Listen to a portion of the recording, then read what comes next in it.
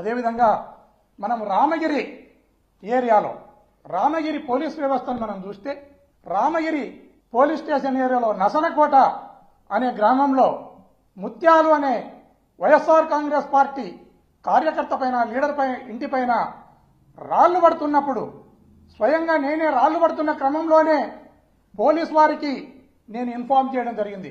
Concern ఎస్ఐకి నేను inform చేయడం జరిగింది. కన్సర్న్ సిఐకి నేను ఇన్ఫార్మ్ చేయడం జరిగింది. ఇన్ఫార్మ్ చేసిన వెంటనే ఆ ఎస్ఐ గారు సదరు ఎస్ఐ గారు ఆ స్పాట్కు రావడం జరిగింది. స్పాట్కు వచ్చిన ఎస్ఐ గారు అక్కడ రాళ్లు దింపుతున్న వ్యక్తులను తరిమివేయడం జరిగింది.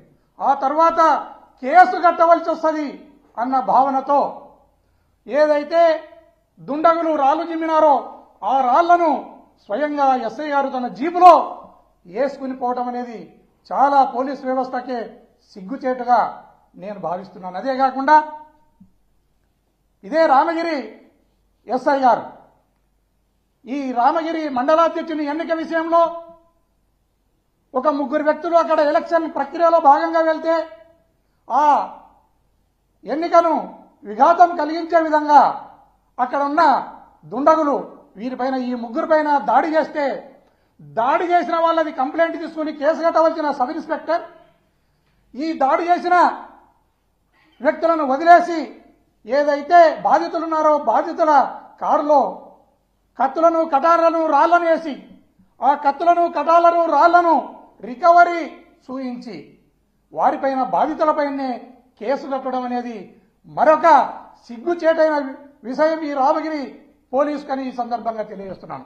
అదేవిధంగా ఏదైతే పాపిరెడ్డిపల్లె గ్రామం ఉందో మొన్న హత్య జరిగిన గ్రామం ఉందో ఆ గ్రామంలో లింగమయ్య ఇంటి మీదకి అదేవిధంగా జయచంద్రారెడ్డి అనే వ్యక్తి ఇంటి మీదకి 2 సార్లు దాడులు చేస్తే పోలీస్ వ్యవస్థ సరిగా రెస్పాండ్ కాకపోవడంతోనే పోలీసు ఏం చేయలేని వారిని జోకర్లాగా చూసి ఈ ముద్దాయిలు లింగమయ్యను నిర్దాక్షిణ్యంగా పొట్టన పెట్టుకోవడం జరిగింది. దీనికి పోలీస్ వ్యవస్థ సిగ్గుపడాలి, తల వంచుకోవాలి. రామగిరి ఎస్ఐ చేస్తున్న ఈ చేష్టలకు అతని నెత్తిన ఉన్న టోపీ పై మీద ఉన్న కాకి యూనిఫామ్ సిగ్గుపడతా ఉంది.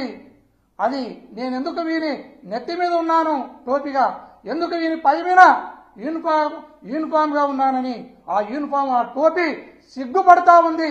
అలాంటి ఎస్ఐ మళ్ళీ ఈ రోజు బజారులోకి వచ్చి మాట్లాడడం అనేది కూడా చాలా హాస్యాస్పదంగా ఉంది. అలాగే ఈ రాష్ట్రంలో ప్రతిరోజు కూడా ఏదో ఒక ప్రాంతంలో రాజకీయ హత్యలు, రాజకీయ హత్యా ప్రయత్నాలు, అదేవిధంగా దౌర్జన్యాలు, దాడులు చేస్తూనే ఈ రాష్ట్ర ప్రభుత్వం ముందుకెళ్తా ఉంది. వీటినన్నిటినీ ప్రజాస్వామ్యవాదులంతా ఖండించాలి. ప్రజాస్వామ్యవాదులంతా దీన్ని తిరస్కరించాలి.